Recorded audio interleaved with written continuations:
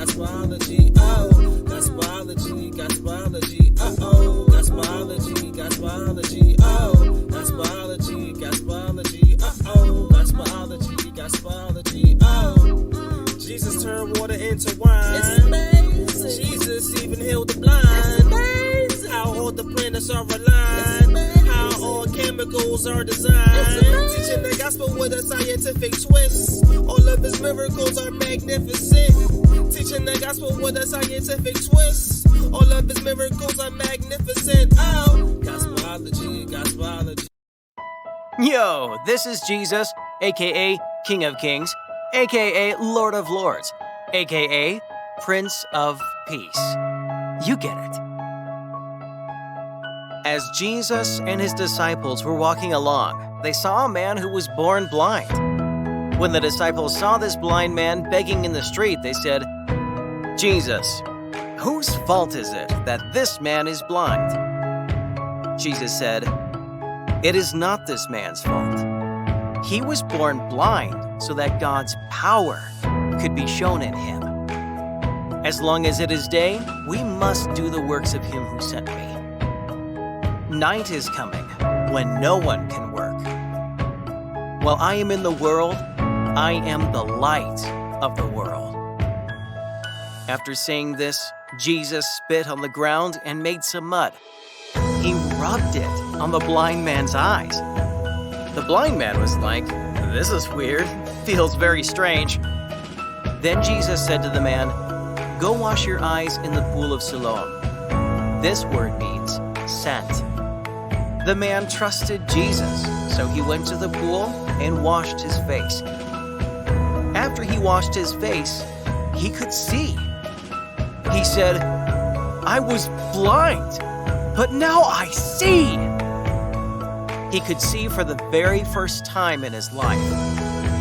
He walked home looking at everything around him.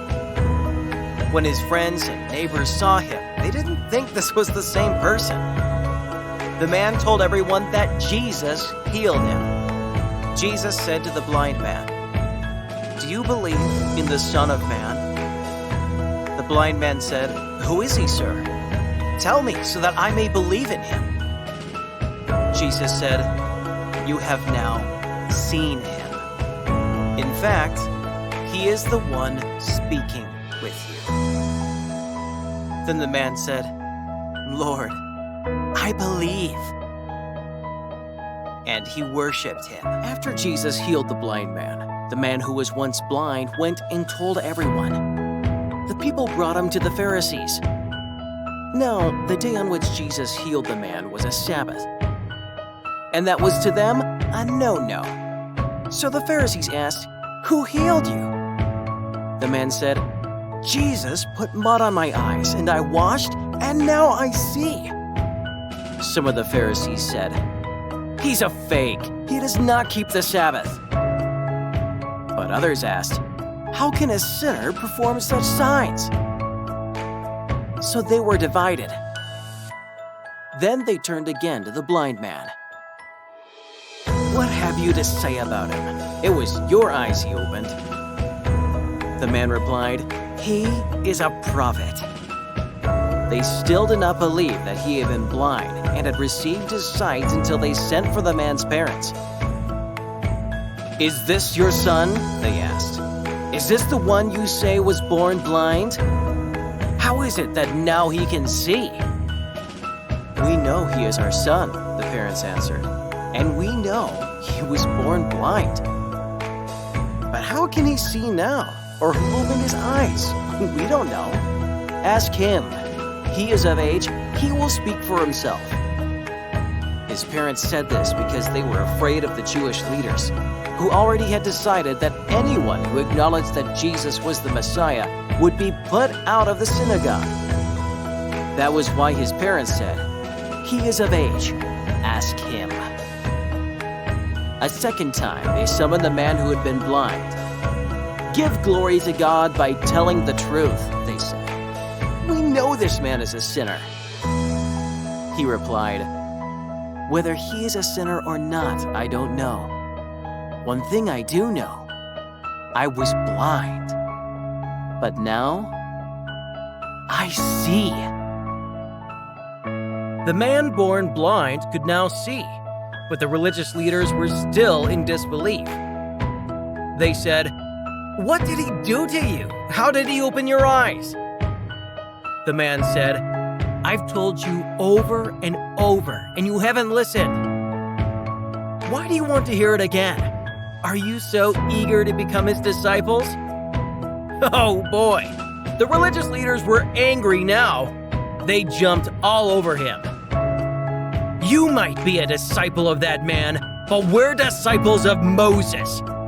We know for sure that God spoke to Moses, but we have no idea where this man even comes from."